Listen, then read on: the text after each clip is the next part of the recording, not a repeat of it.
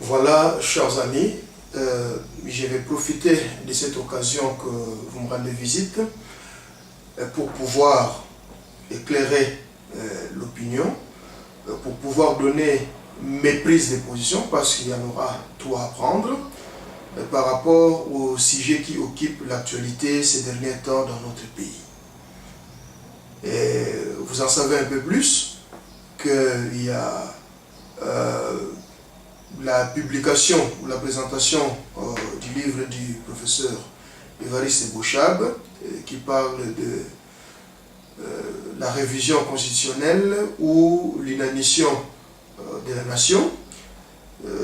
Il y a les concertations nationales en cours et puis il y a ce dossier de la CENI qui continue à occuper les salons politiques.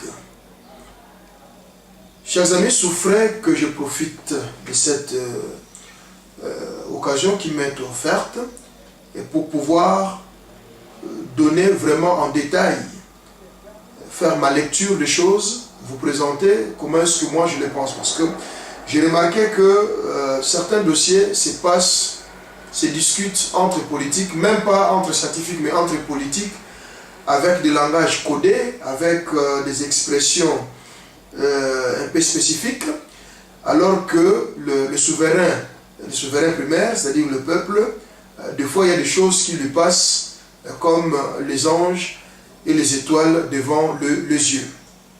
Sur ce, je me permets quand même moi de donner ma lecture des choses, d'expliciter au mien ce qui se passe.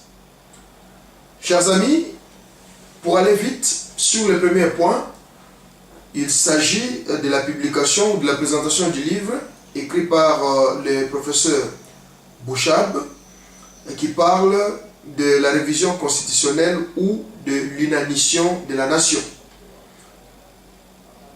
Pour parler de ces livres et de donner mon point de vue, je crois qu'il faut d'abord partir de l'auteur.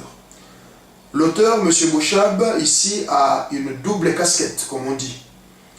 Il est à la fois scientifique, ce n'est pas moi qui vais lui ôter cette casquette, c'est un professeur d'université, professeur de droit, et de l'autre côté, il est secrétaire général du parti au pouvoir, c'est-à-dire le PPRD.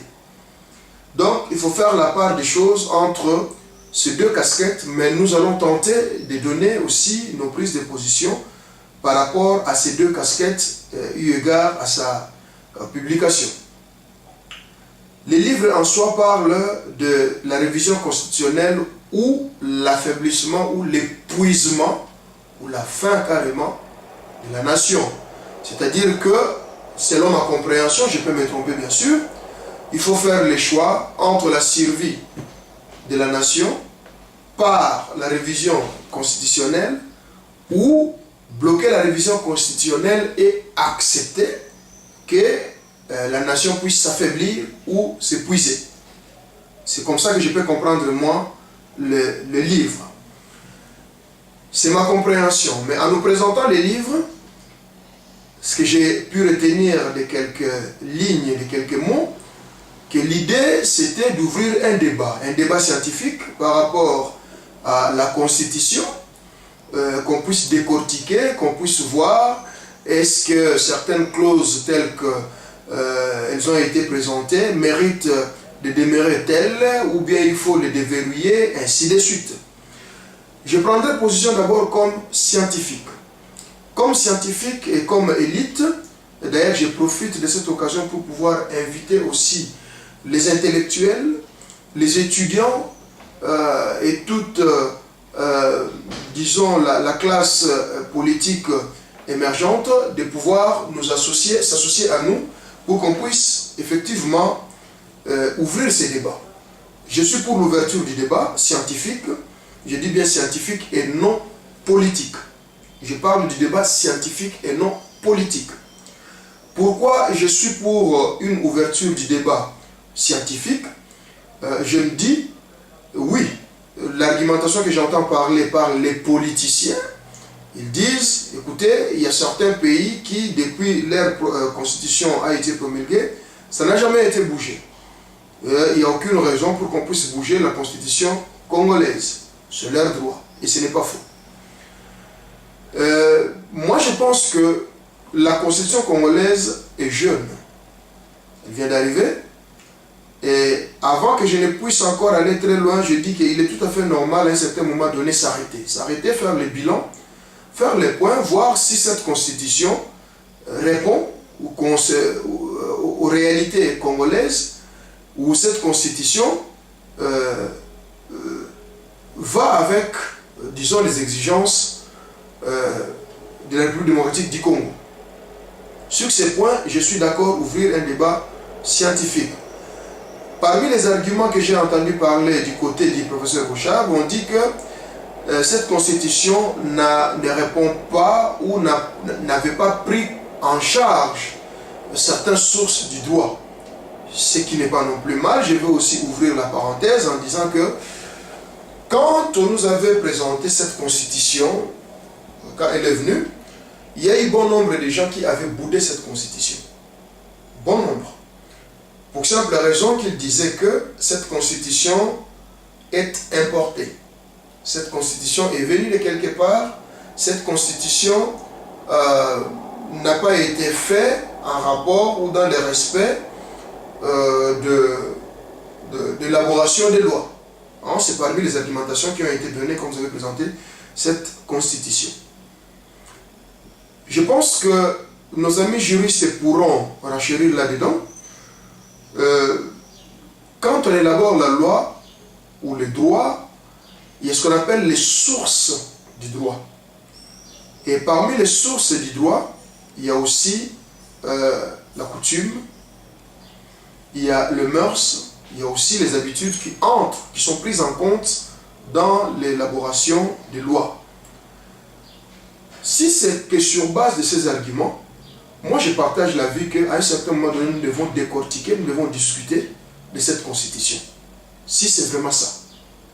Ça, c'est une chose. Bon, maintenant, dans cette constitution, il n'y a pas que des choses qui sont mauvaises.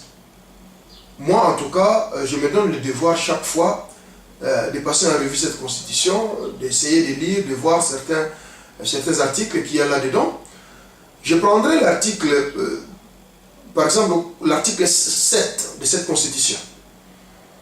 Dans cet article, il est question de faire barrage, d'abolir, de refuser l'usage ou l'installation du parti unique dans toute l'étendue de la République démocratique du Congo. Prenons ça. Moi, l'esprit d'ouverture que je prends, je dis, est-ce que cet article suffit? Est-ce qu'il est suffisamment protégé pour être appliqué? Parce que quand nous regardons, quand on fait barrage au parti unique, cela veut dire qu'il faut une certaine diversité sur tous les plans, non seulement les plans politiques, mais même dans la gestion de la chose publique. Mais eu égard à la République démocratique du Congo, est-ce que nous vivons vraiment cet article dans l'esprit du législateur ou il y a autre chose? Que faire? Est-ce qu'il faut maintenir cet article tel que présenté ou bien il faut protéger ou amender cet article de sorte à se garantir son applicabilité? Voilà le genre de débat que moi, pour lesquels je donne mon accord à ces débats constitutionnels. On peut prendre aussi par exemple l'article 9. L'article 9 qui parle de la souveraineté de la RDC.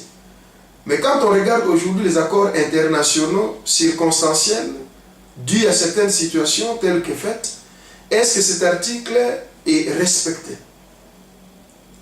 Ce sont des genres de questions, des forums qui peuvent s'ouvrir ça et là, avec les intellectuels, avec les juristes, avec les étudiants, avec les professeurs, pour pouvoir comprendre et en même temps profiter de ces débats pour pouvoir vulgariser la loi fondamentale. Parce qu'il faut dire que c'est une loi qui nous concerne tous, donc tout le monde a droit à la connaissance du contenu.